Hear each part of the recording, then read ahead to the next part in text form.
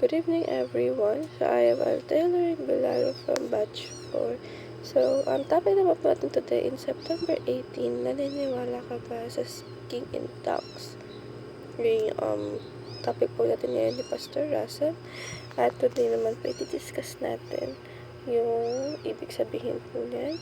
And base po dun sa video ni Pastor Russell, na meron daw pong 2 types ng speaking in tongues. So, para po sa mga hindi po aware, kung ano daw po yung speaking in tongues, yun po yung lengguwahe na usually nasasabi ng mga like bishop, pastor, or kahit sinong leader na parang nag-iiba na yung language nila, na basta po parang nag-iiba na yung language nila, hindi na natin naiintindihan. Ang tawag po doon ay speaking in tongues.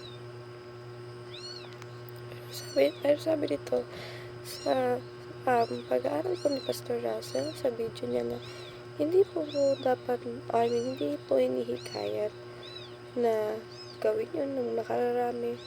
It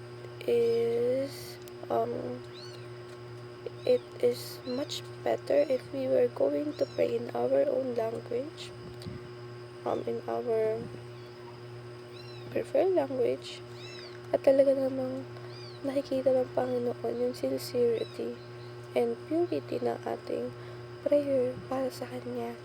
Dahil yun po ang nagmamatter sa Diyos at hindi ang kahit anong lingwahe.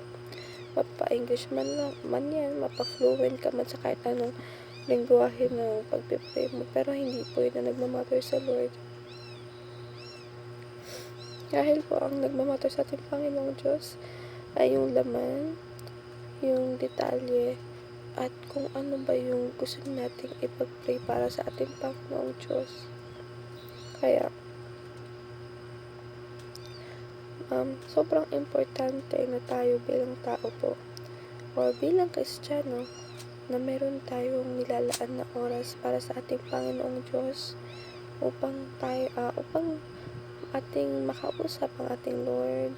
At of course, magkaroon tayo ng communication sa Kanya para hindi napuputol yung connection o yung relasyon na meron tayo sa Panginoong Diyos o sa ating Ama.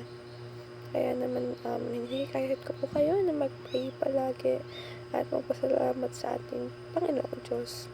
So that's all, everyone. Thank you so much po for listening. Excuse me.